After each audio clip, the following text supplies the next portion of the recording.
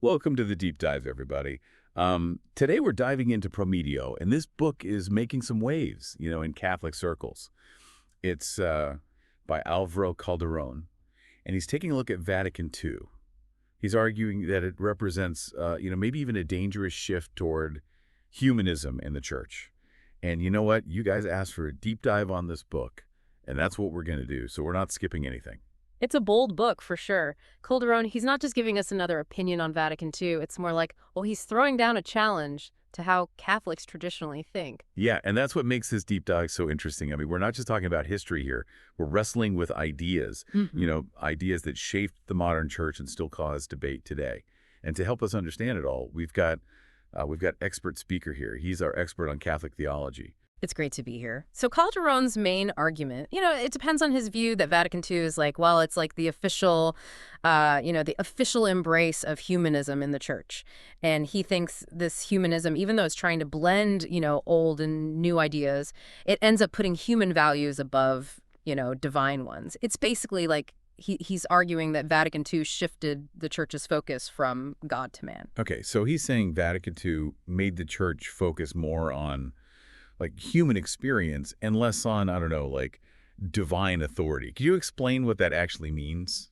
For those of us who aren't theology experts. Sure. So for traditional Catholics, like Calderón the church, its role is to be like the only authority on divine truth, a beacon in a world full of sin. And Calderón sees Vatican II, well, he sees it as the church moving away from this traditional role. So how does he back up his claims? Does he give any, I don't know, specific examples? Oh, absolutely. You have to look at his historical analysis. He traces the roots of Vatican II back to some pretty big changes in Western thought. He points to humanism, how it arose during the Renaissance and the Protestant Reformation's emphasis on the individual conscience and the Enlightenment's focus on reason. He even brings in philosophers like Jacques Maritain. He tried to blend modern thought with Catholic teaching through something he called integral humanism. Hold on a second. What exactly is integral humanism? I mean, for those of us who haven't, spent years studying philosophy, can you break that down? Of course. So integral humanism, the way Maritain and others talked about it, it was about creating a harmony between faith and reason. It was about recognizing the dignity of a person while still staying true to Catholic teachings. You can think of it like trying to bridge the gap between the traditional view of the church and all the new ideas of the modern world. So it's like finding a middle ground, huh? Makes sense. But how does all this connect to what Calderón thinks about Vatican II? Well, Calderón believes that all these historical and philosophical movements, they sort of chipped away at the authority of the church, and they gave more importance to human autonomy. He sees Vatican II as like the final point of this process. Like in his view, it's when the church, formally gave in to the pressures of modern times. So for Calderón, Vatican II is like the final surrender. Is his take on all these historical trends, I mean, is it accurate? Were they as influential as he's making them out to be? Well, there's no question that these movements really affected Western thought, I mean, including Catholic thought. But Calderón kind of simplifies things, He's overlooking how complex these movements really were. And, he has a goal. His goal is to expose what he sees as the dangers of Vatican II. So it's like a lawyer building a case. He picks the evidence that supports his claims. Okay, that makes sense. He's got a specific argument to make. Yeah. But let's get into the real heart of it. What did Vatican II actually change? What supports his view of this humanistic turn? Well, he really focuses on a few areas. These are the areas where he believes Vatican II made huge changes to how the church sees itself and its relationship, with the world. For instance, he argues that Vatican II emphasizing engaging with the modern world was a big mistake. Now this is where it gets interesting.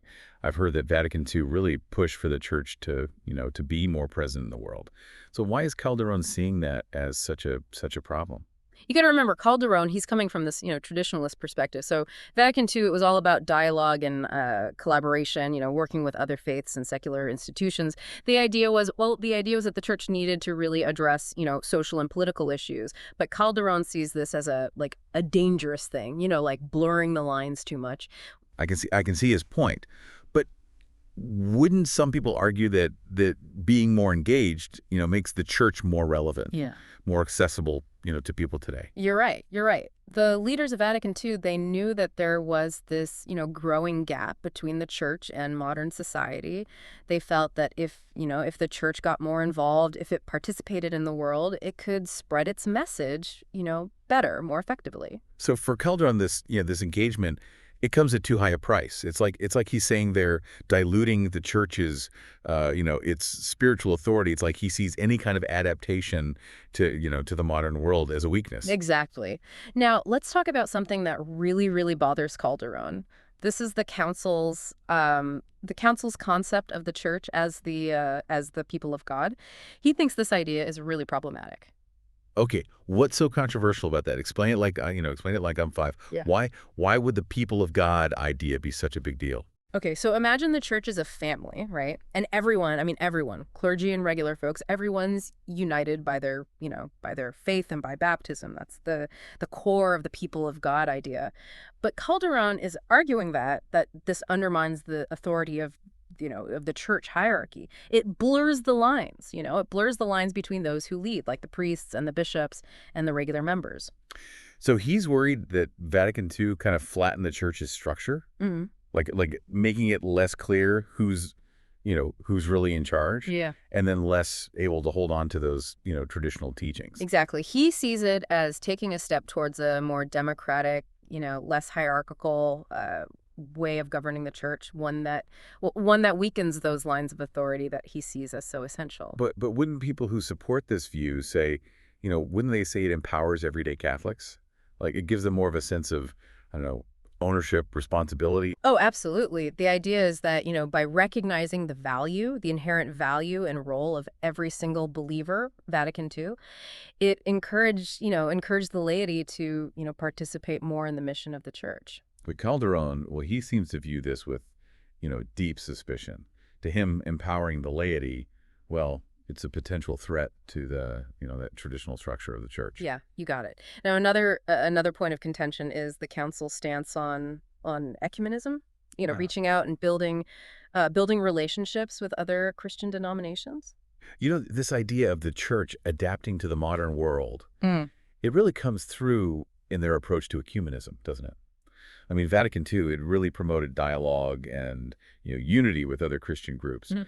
And Calderon sees that as, well, as a complete betrayal of Catholic truth. This has got to be a touchy subject, right?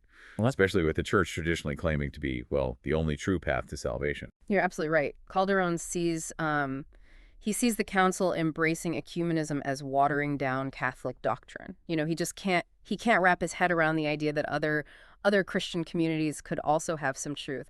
To him, engaging in dialogue with other Christian traditions, it risks compromising the church's, its own unique teachings, its own traditions. So it's like he's saying, yeah, sure, we have some things in common, but it doesn't matter unless you fully accept everything that the Catholic Church teaches. Exactly. He thinks that to be truly loyal to Catholic teaching, you have to be separate from other Christian traditions. That's the only way, in his mind, to uphold the church's, absolute claim to the truth. But if the goal is to spread the message of Christianity, to spread the teachings of Christ, wouldn't working with other Christian groups, wouldn't that be a more effective way to do it? Isn't that what Vatican II was arguing? That's right.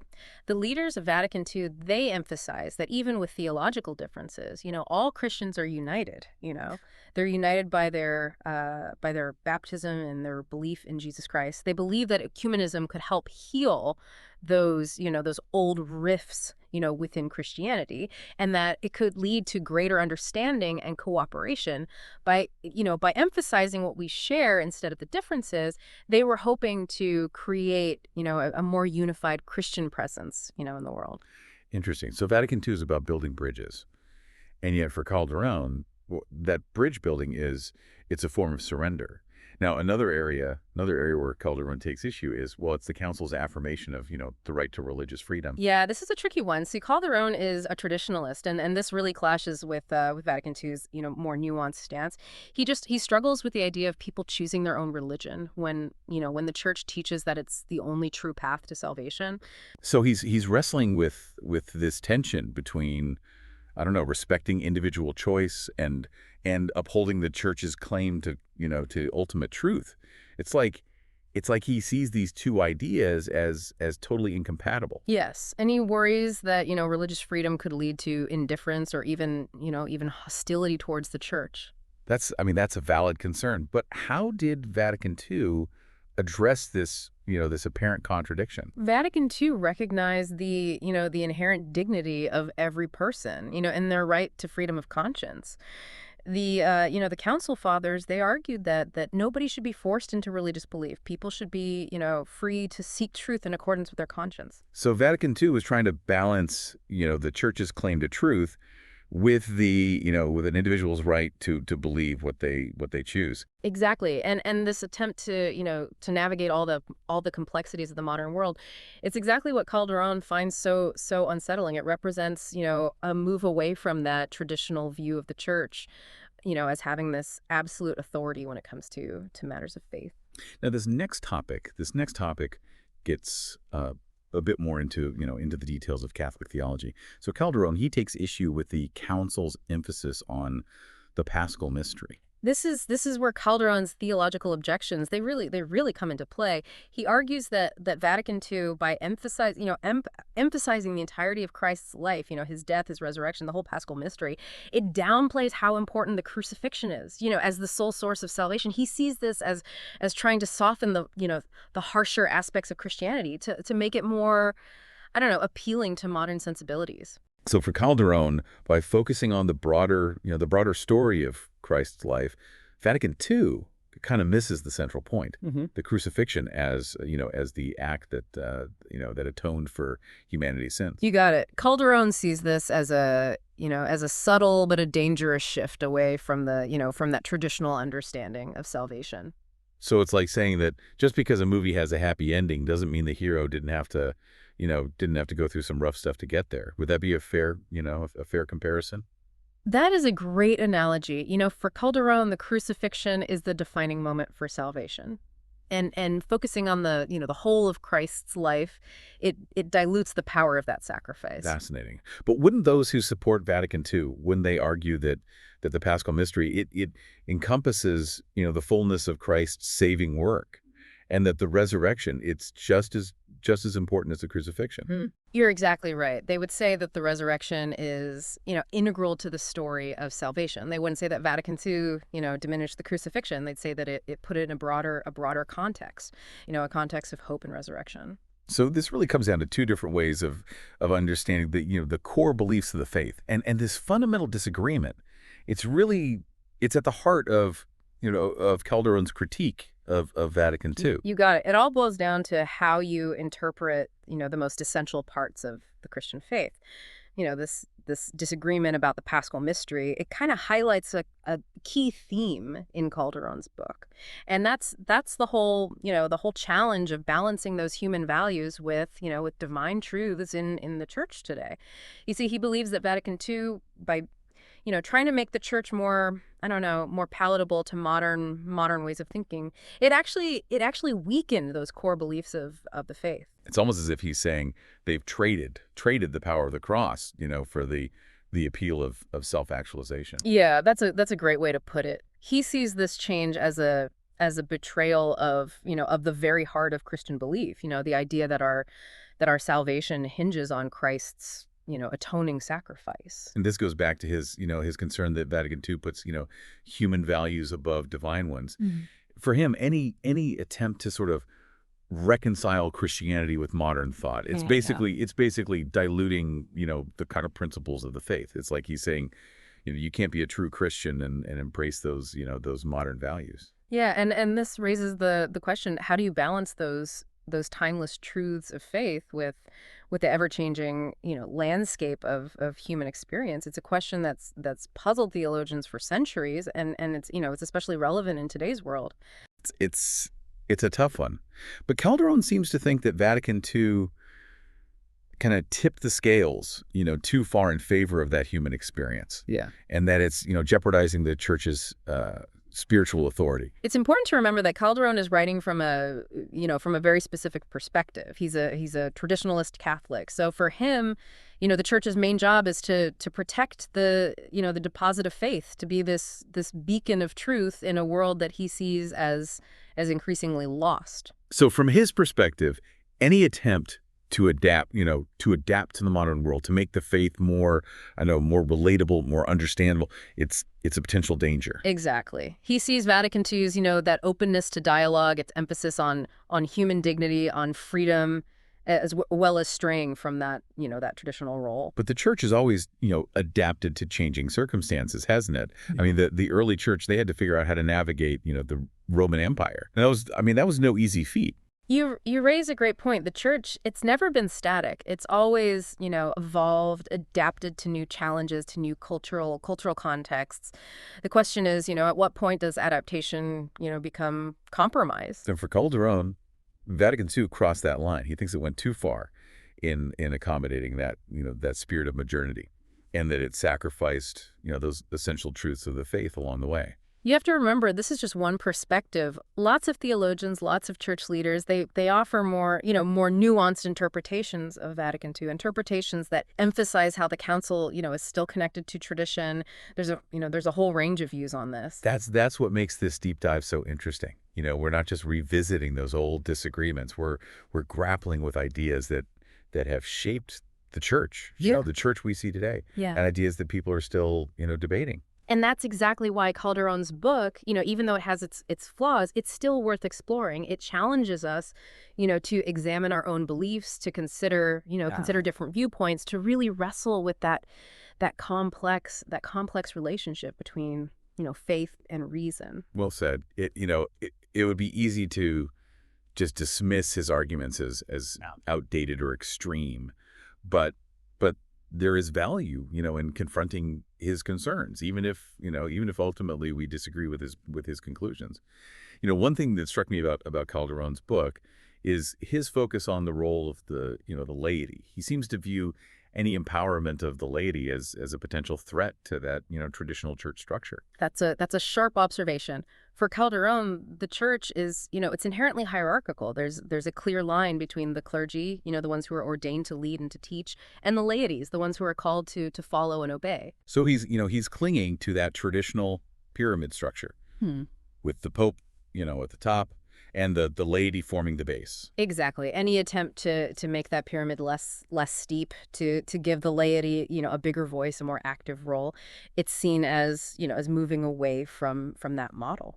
But what about the council's vision of the church as the people of God? That concept seems to suggest a more collaborative, less top-down model. You're right. Vatican II emphasized that shared dignity, that shared responsibility, of all believers. The Council Fathers, they believed that by empowering the laity, the church could become a more vibrant, a more active community. But Calderón, he seems to fear this. It's as if he believes that any sharing of that authority will just, will lead to doctrinal confusion.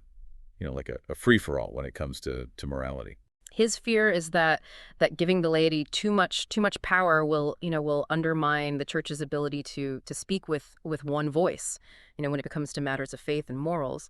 For him, true unity can only happen through, strict adherence to that hierarchical authority. So in a way, he's suggesting that the church, it needs to be, a united front, speaking with a single voice, to maintain its authority in the world. Yeah, that's a good way to put it. He imagines the church as a ship, and it needs a strong captain to navigate all those turbulent waters of the modern world. And for Calderón, that captain is the Pope, and the only safe course is to stick to those traditional teachings, those traditional practices of the church. Yes, he has very, very little tolerance for theological innovation or any attempts to adapt the faith to contemporary culture. But isn't that a little rigid? I mean, cultures, they evolve, new challenges come up.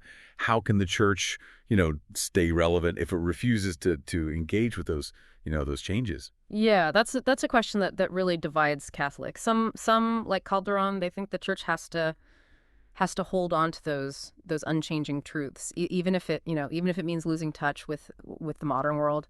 Others believe that the church needs to find ways to translate those truths into language that speaks to people today, even if it means adapting. So it's a balancing act, Yeah. staying true to those core teachings, but also finding ways to make them relevant in the here and now. And this tension, this really seems to be the heart of this debate over Vatican II. You've hit the nail on the head. It's a debate that's not likely to be resolved, anytime soon.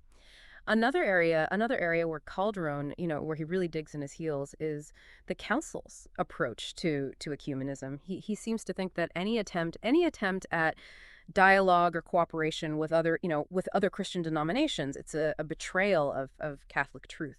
This goes back to his deep belief that the Catholic Church is the one true church, right? Mm-hmm. The only one that has the fullness of divine revelation. Yeah. So from his point of view, any suggestion that other Christian communities might also have some truth, it's unacceptable. Exactly. He's afraid that engaging in dialogue with other Christian traditions, it could dilute the church's, its own teachings and weaken that claim to absolute truth. For him, ecumenism is a slippery slope towards relativism, where all beliefs are seen as equally valid. But how can he reconcile that view with the fact that that there are genuine points of agreement between Catholicism and those other Christian denominations? I mean, they all believe in the Trinity, the divinity of Christ, the authority of Scripture.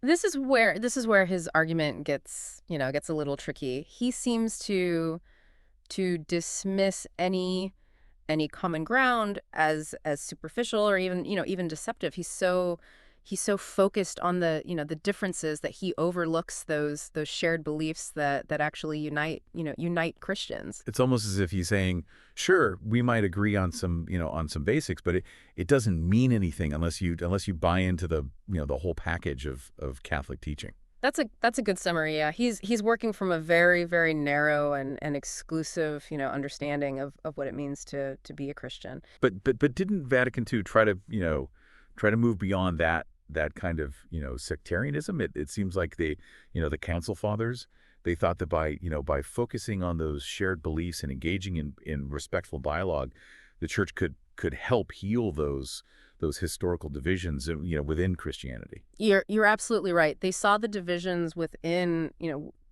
Christianity as a scandal, an obstacle to the church's mission.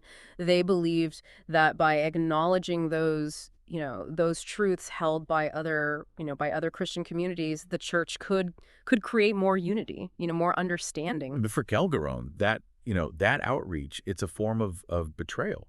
He sees it as a concession to secularism, to relativism. To him, it's a sign that the church is losing its grip on truth. This goes back to his fundamental, distrust of the modern world. He sees secularism as the enemy of faith, and he's convinced that Vatican II, by embracing that spirit of dialogue, of openness, it's inadvertently given that enemy an advantage. So it all comes down to a clash between two worldviews. Yes. One that embraces engagement and dialogue, Yeah. and one that prioritizes preserving tradition and authority, even if it means isolation. And unfortunately, this clash, it's often more about defending positions than it is about finding common ground. We've certainly had a lot to grapple with in this deep dive. We've explored Calderón's critique of Vatican II, with all its complexities. But it's important to step back for a second and consider how his arguments have how they've landed with other theologians and church leaders.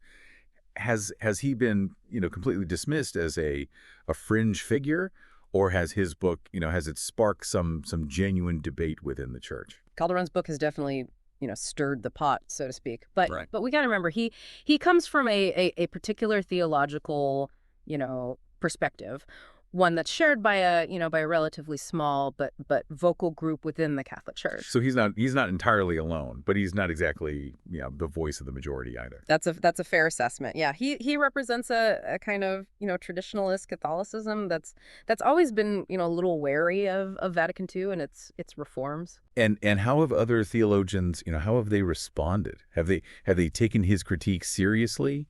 Or have they dismissed it as, as outdated and extreme? It's been a mixed bag of responses. Some theologians have, they've basically ignored Calderon's book. They see it as just rehashing those old arguments.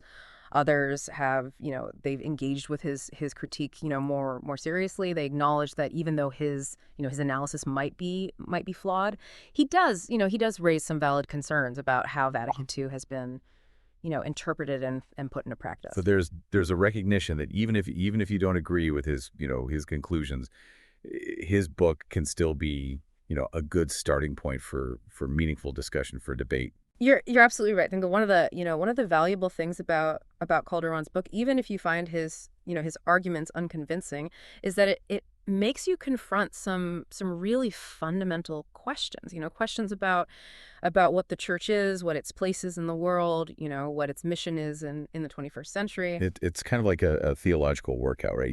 You might not agree with his diagnosis, but wrestling with his concerns can help you clarify your own beliefs. That's a great way to put it. Yeah. Now what about the church's official stance on Calderon's book? Have there been any formal responses, any condemnations? No, the church hasn't issued any official statements, specifically addressing Calderon's book. And honestly, I wouldn't expect them to. The church, they rarely directly respond to to individual theological works, especially those from less mainstream voices. Mm-hmm. So they're taking the high road. They're focusing on promoting their own understanding of Vatican II, rather than getting bogged down in refuting Calderon's claims, point by point. Exactly. I think it's a smart move. Directly debating Calderon, it would risk elevating his platform, giving his ideas, more attention than they might deserve. But surely some church leaders have, at least hinted at their disapproval. There have been a few subtle criticisms from some higher ranking, church officials, but nothing that you could really consider an official, condemnation. It seems like they're walking this, this tightrope, trying to distance themselves from Calderon's, more extreme views without turning him into some kind of, martyr for the traditionalist cause. You've put your finger on it. It's a delicate balance to strike. One thing that really stands out to me about Calderon's critique is its pessimism. He seems to view Vatican II as a complete disaster. Like it's a moment where the church just went totally astray, and that pessimism it colors his his whole analysis. It's as if he sees no hope for the church's future unless it goes back to a pre-Vatican II model of authority and tradition. Yeah, that's a really crucial observation. Calderon's book, it's not just a critique of Vatican II. It's almost like an elegy for a bygone era. He seems to be longing for a time when the church was was seen as this unchallenged and unchanging force in the world. It's almost like he's romanticizing the past. Forgetting all those complexities, all those challenges that have always existed within the church. Yeah, that's a common tendency, among traditionalists. They tend to idealize the past. Yeah. They gloss over those real issues, those injustices that were present in the church, before Vatican II. But for Calderon, those problems, they seem insignificant, compared to what he sees as this crisis of faith, unleashed by the council. He paints a picture of a church that's on the verge of collapse. Vatican II is the final blow. On that sense of of impending doom, it can be unsettling. For a lot of Catholics, it creates this image of a struggling and shrinking church. Overwhelmed by all the pressures of modernity. It's certainly a bleak picture, but isn't there a more a more hopeful way to view Vatican II? Definitely. While Vatican II, it did present the church with new challenges, it also opened up, new opportunities for dialogue, for engagement, for renewal. We got to remember that the church is it's a breathing entity. It's capable of adapting, of evolving, while still staying true to its core beliefs. So instead of seeing Vatican II as this this break from the past, we can see it as a continuation of the church's mission. That mission to share the gospel in a world that's always changing. Exactly. And that mission, that call to engage with the world in a spirit of love and truth. That's what truly defines the church, not its structures or its traditions. That's a really powerful thought. It reminds us that the church is more than just a set of rules, a set of doctrines. It's a community of believers united by faith, and they're called to be a light in the world. And that light, that spirit of hope and love, that's what's gonna ultimately guide the church, through the challenges of the 21st century. Not a retreat into the past. Beautifully said. We've delved deep into Calderon's critique of Vatican II, and you've offered some really insightful analysis, but we're not done yet. When we come back, we'll wrap up and we'll offer some final thoughts on how to navigate this complex and often contentious world of Catholic theology. Welcome back to the Deep Dive, everyone. We've been taking a look at Álvaro Calderón's Prometheus, a book that's pretty critical of the Second Vatican Council. Expert speaker has been walking us through Calderón's arguments and what they mean for the church. I got to say, Calderón's really got me thinking. Even though I don't agree with everything he says, he's definitely made me rethink what it means to be Catholic in today's world. Yeah, that's what a good argument does, right? Even if you don't agree with the end result, it still makes you look at your own beliefs and see things from a different perspective. Absolutely. You were saying earlier that Vatican II, it opened up some new possibilities for the church. Yeah. Can you give us some actual examples? Like how are those possibilities playing out today? I think one of the most important outcomes of Vatican II was its focus on the role of the laity. Everyday Catholics like you and me, the council, they recognize that the church isn't just the clergy, it's the whole community of believers.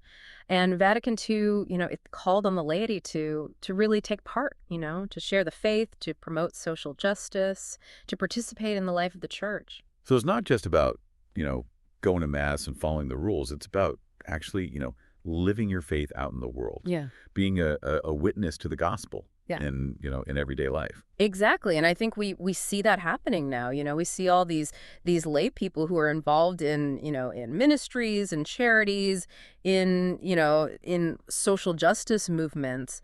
They're not just passively receiving the faith. They're actively, building the kingdom of God, here on earth. That's a big change from the pre-Vatican II church. Yeah. Right, where the laity, they were often seen as just, following the clergy's lead. It's almost as if Vatican II said to the laity, you have a really important role to play. Get involved. Right. Vatican II, it empowered the laity, in a way that hadn't been done before. And that's had a huge impact on the church's life, on its mission. Another area where I see Vatican II's influence is, well, it's in how the church approaches ecumenism and interreligious dialogue, working with other Christian groups and even other religions. The council, they really push for, more openness, more collaboration. Yeah, and that was a major, a major turning point. For centuries, the Catholic Church, it had a pretty defensive, even hostile attitude toward other faith traditions. Vatican II recognized that the world was, becoming more and more interconnected, and that there was a need for more understanding, more cooperation. So instead of seeing, other religions as threats, the church started to see them as potential, allies in the pursuit of, peace and justice. Mm-hmm. It's like choosing to build bridges instead of walls. Yeah, that's a great way to put it. And we see the results of this shift now. You see Christians, Muslims, Jews, Hindus, Buddhists, they're all coming together in these interfaith dialogues.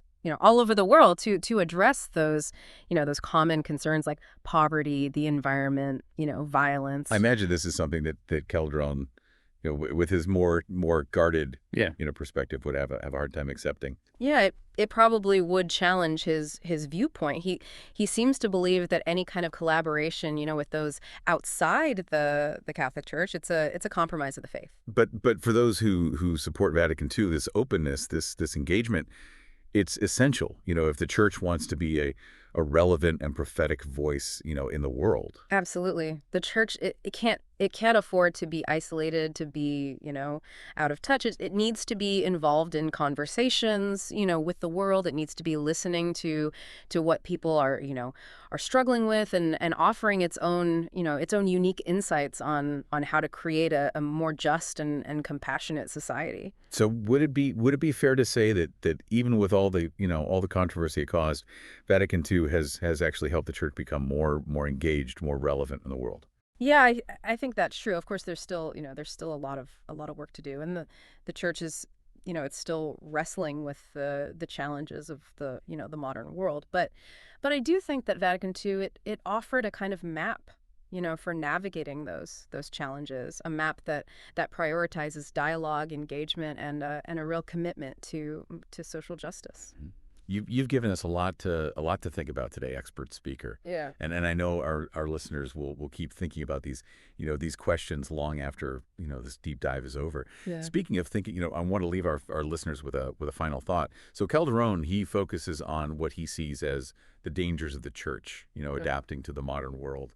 But if the church is truly the people of God, like Vatican II declared, what does that mean for our own responsibility in shaping the church's future? What does it mean for you listening, right now? That's a fantastic question to end on. It challenges us to move beyond just, critiquing or defending Vatican II, and to ask ourselves, how can we actively take part in the church's, ongoing mission, its mission of renewal and sharing the good news. It's an invitation to be more than just, passive observers. But yeah, we all have a role to play in shaping the future of the church. And on that note, we'll wrap up this deep dive into Prometheus, but we encourage you, keep exploring these questions, keep wrestling with these ideas, keep seeking truth, wherever it may lead you. Until next time, keep diving deep.